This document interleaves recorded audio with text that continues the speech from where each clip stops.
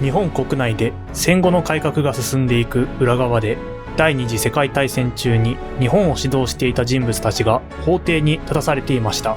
極東国際軍事裁判、通称東京裁判です。約2年半にわたって行われたこの裁判では、6人の軍人と1人の文官に絞首刑が言い渡され、16人に対しては終身禁錮刑が宣告されました。大日本帝国の終焉ともいえるこの裁判は、どのような裁判だったのでしょう。第二次世界大戦が終わり、マッカーサー元帥が日本に到着すると、最初に指示したのが東条英機の逮捕と戦犯指名でした。これは日本が降伏を受け入れる際に受諾したポツダム宣言の中に、我らの不慮を虐待した者を含む一切の戦争犯罪人に対しては厳重な処罰を加えると記されていたことによります。この文言に基づいて GHQ は戦争犯罪人を処罰するための容疑者の特定と逮捕を開始したのです。まず、東条英機の逮捕に関しては、東条が逃げも隠れもせずに自宅にいたためスムーズに進むと思われました。しかし問題は戦犯指名の方です。日本に到着したばかりの GHQ は日本の政治や陸海軍の組織構造についての知識が乏しく、誰を戦犯として指名すべきか判断に迷っていたのです。そこで思いついたのが、東条が戦犯第1号なら、その内閣で大臣を務めた人々も戦犯とみなせるのではないかという単純な発想でした。こうして GHQ は東条内閣の閣僚を中心に第一次戦犯指名を実施。その後、さらなる調査が進められる中で、戦犯の数はどんどん増えていき、第2次、第3次と追加指名が続いていくことになります。そんな戦犯の中でも一番最初に逮捕を実施されたのは、もちろん東条英機でした。東条はかつて日本兵たちに対して、不慮の恥ずかしめを受けるよりも潔く死を選べと指導していたため、その教えに従って自分も潔く死ぬべきだと考えていました。しかし一方で、戦争責任が天皇に及ぶかもしれないという懸念も強く抱いており、それだけは何としても避けなければならないと考えていました。日本の軍人らしく自決を選ぶか、天皇の戦争責任を否定するために裁判を選ぶか、葛藤の中で東条は迷っていたのです。そんな中、アメリカ軍が突如として東条の自宅を訪れて、東条を逮捕しようとしたところ、ついに東条は拳銃で自身の心臓を撃ち、自殺を図りました。しかし、その自殺は未遂に終わります。結果として東条は死にきれなかったため、世間から本気で死ぬつもりはなかったんだ。自殺未遂は茶番だ。陸軍大将のくせに拳銃の撃ち方も知らないのか、と罵詈雑言を浴びせられることになりました。とはいえ、一度死を覚悟した東条は、その後は生きて裁判に臨む覚悟を決め、法廷で天皇の責任を否定し、自らの責任を前面に押し出していくことになります。さて、このような逮捕劇を見た日本政府は、GHQ がいきなり戦犯の逮捕に踏み切ったことに驚いていました。急いで連合国に対して、戦争犯罪人の処罰は日本側で自主的に実行すると主張しましたが、その返答は、身柄の拘束と引き渡しは日本がやってもよい。しかし裁判はダメだというもので、これ以降の戦犯の逮捕は GHQ が容疑者のリストを日本政府に渡し、日本政府が身柄の拘束と引き渡しを行うようになっていきます。しかし中には自分から出頭する者もいたし、逮捕される前に自決する者もいました。こうして捕まった彼らが問われた罪は大きく3つに分類されていました。1つ目が侵略戦争の計画、準備、開始、遂行などの罪である平和に対する犯罪。2つ目が従来の戦時国際法に規定された通例の罪である戦争犯罪。3つ目が軍隊による一般住民への虐殺や暴行などの非人道的な行為を犯した罪である人道に対する犯罪です。戦犯容疑者たちはこの3つの中のどの分類に該当するかを識別するために A 級戦犯、B 級戦犯、C 級戦犯と呼ばれるようになります。しかし実際は B 級と C 級の区別は難しかったため、大抵の場合は BC 級戦犯として一括で処理されることが多かったようです。今回お話しする東京裁判で裁かれるのは、この100人を超える A 級戦犯の中でも日本の侵略計画で不可欠な役割を果たした者のうち、代表的グループを構成する28名でした。彼らはアメリカ軍が管理する巣鴨プリズンに入れられており、ここから裁判所に出廷することになったのです。このようにして、かつての日本の指導者が容疑者として戦犯に指名されていく中、問題となってきたのが、やはり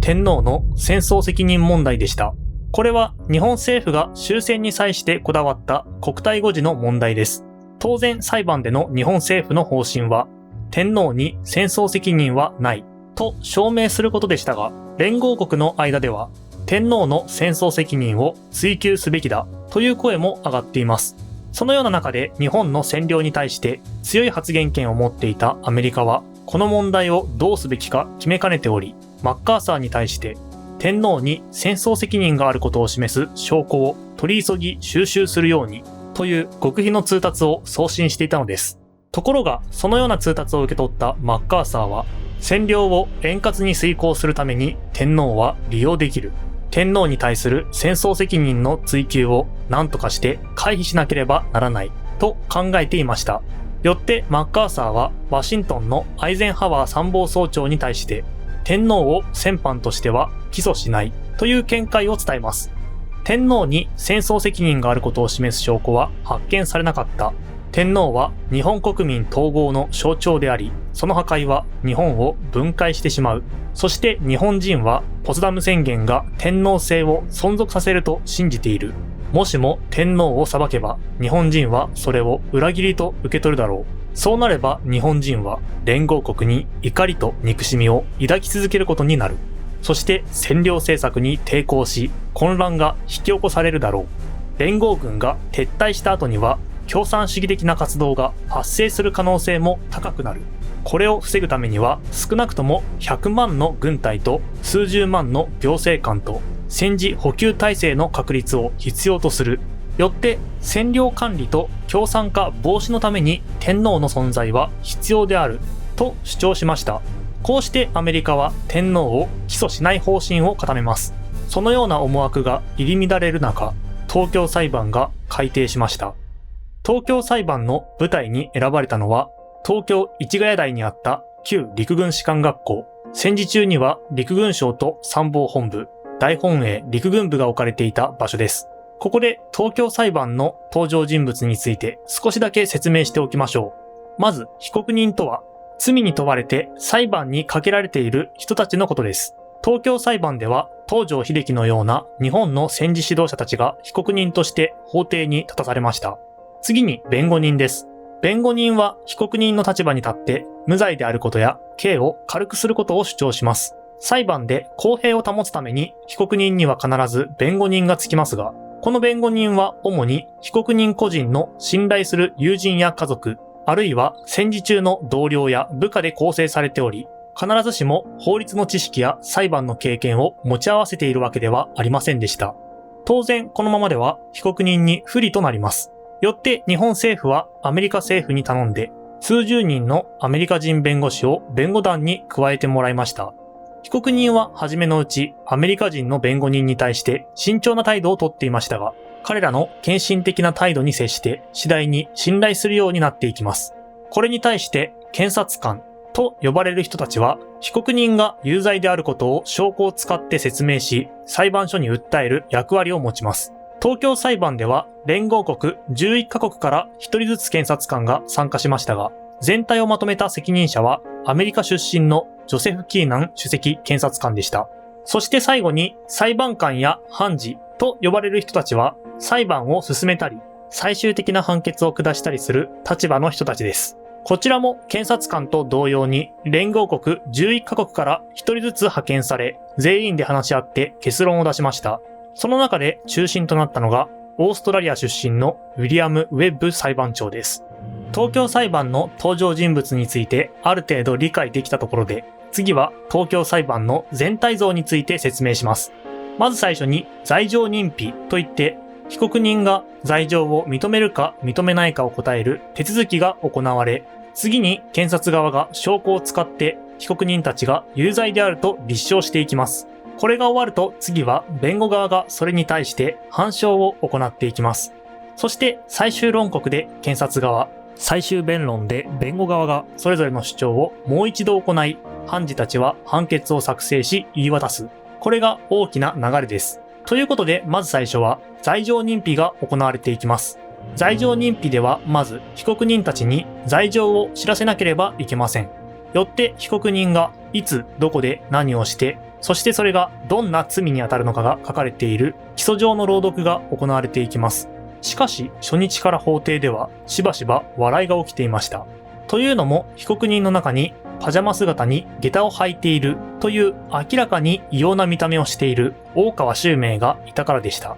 大川秀明はかつて大東亜の論客、革新青年将校たちの理論的支柱などと言われて、515事件や226事件の理論的指導者として日本を揺り動かした人物です。しかし彼は被告席に着席すると間もなく頭をかき、うつむき、時には長いこと両手を合わせて合掌し、ついには鼻水を垂らしたまま吹こうともしないという明らかにおかしな行動をとっていました。最終的には前に座っている東條の頭を叩いて、笑いを我慢していた人々が吹き出してしまうという裁判らしからぬ光景が広がっていたのです。とうとう次の日にウェッブ裁判長は大川秀明に対して精神鑑定の必要ありと宣告しました。こうして大川秀明は病院に送られた後に裁判に不適と判断されたため審理から外されます。これ以外にも長野治美と松岡洋介は裁判の途中で病死したため、彼らも被告グループから外されています。こうして審理の対象となったのは合計25人となりました。さて、起訴状の朗読が終わると、弁護団の副団長をしていた清瀬一郎が突如として緊急動議を提出しました。ウェッブ裁判長はオーストラリア出身の方である。そしてすでにオーストラリア政府から依頼を受けて、日本軍の残虐行為や殺人の調査をされている。よってこの法廷の裁判長としては不適当であると主張したのです。予想外の出来事にウェッブ裁判長は強引に休憩を宣言。再開した法廷で裁判所にはそれ自身の構成員を取り除く権限はない。よって動議を却下すると宣言し、予定していた罪状認否に入りました。しかしこれ以降も清瀬一郎は東京裁判の問題点を指摘して動議を提出していきます。ドイツと日本とは降伏の仕方が違う。ドイツは最後まで抵抗してヒトラーも死んだ。文字通りの無条件降伏だった。しかし日本は違う。日本は連合軍が日本本土に上陸する前にポツダム宣言を受諾した。よってドイツで行われた裁判を日本にそのまま反映するというのは間違いである。平和に対する罪、人道に対する罪は後から作られた事後法だ。よって連合国にはそれらの罪で被告たちを裁く権限はない。と強硬に主張したのです。キーナン主席検事は、戦勝国が侵略戦争の責任者たちを処罰できないというのはありえない。日本は無条件降伏したのだと反論しましたが、こうした問題はウェッブ裁判長をはじめ他の裁判官たちにも即答できる問題ではありません。結局、すべての動議を却下する。その理由は将来伝えるとしてその場を切り抜けましたが、これらの問題点は現在でも学者の間で議論されており、確かな結論は出されていません。全被告人が無罪を主張することで罪状認否は終わりましたが、東京裁判は多くの法的・倫理的問題を持ったまま進められていったのです。こうして裁判は検察側立証の段階へと進んでいきます。その内容は大きく10段階に分かれており、検察側は時系列に沿って平和に対する犯罪を立証していきました。日本が中国への侵略を本格化させた張作霖爆殺事件から始まって、様々な証拠・証人により、日本の侵略戦争の過程が次々と明らかにされていきました。これらの話は多くの日本国民にとって初めて知る事実であり、特に南京事件やバターン死の行進、捕虜の虐待と処刑などの日本軍の蛮行に国民は強い衝撃を受けています。この検察側の立証は半年以上続き、すべての立証が終了すると、弁護側はすべての罪状を棄却するよう動議で求めます。しかし、この動議もすべて棄却されてしまいました。さて、次は弁護側反証の段階へと進んでいきます。その内容は大きく6段階に分かれており、弁護側も証拠や証人を使って検察側の立証に反証していきます。全体に対しては、国家の行為に対して個人が責任を負うなんてことは国際法で成立しない。日本の指導者たちがドイツ、イタリアと共同で世界を征服するなんてことは考えていない。戦争によって発生した人命の喪失まで殺人とみなそうとしているとして反論し、中国に対しては満州事変の際に日本が希望した通り局地的解決をしていれば事態は拡大しなかった。ソ連に対してはすでに解決した問題を蒸し返している。それどころかソ連は日ソ中立条約を違反した。アメリカに対しては圧迫と威嚇を加えた上で石油の輸出を制限したと反論。しかし検察側に不利になると思われる証拠や被告側に有利と思われる証拠が出されると、ウェッブ裁判長は次々と却下していくなど、ほとんどの裁判官の態度と立場は検察側に近いものでした。そんな厳しい状況の中で弁護側は懸命に反証を行っていったのです。しかし弁護側の反証で最も注目されたのは個人の問題ではなく天皇の戦争責任の問題でした。すでにアメリカは天皇の戦争責任は問わないと決意を固めていましたし、その意向は密かにキーナン主席検事にも伝えられていました。しかしこの裁判の難しいところは連合国11カ国が参加していることです。ソ連や中国の裁判官などは天皇を法廷に立たせよと主張しており、それらの国々との国際関係も強く影響していたのです。よってキーナンは被告たちの口から天皇に戦争責任はない、自分に責任があるという言葉を引き出すという隠された使命がありました。それにうってつけだったのが東条英機だったのです。このような考えのもと、アメリカは何度も東条英機への接触を行っています。アメリカは天皇に罪がないことを日本人側から立証してほしい。天皇は嫌々ながら開戦を認めたと証言してほしいと伝えており、東条英機が全責任を負って死ぬことで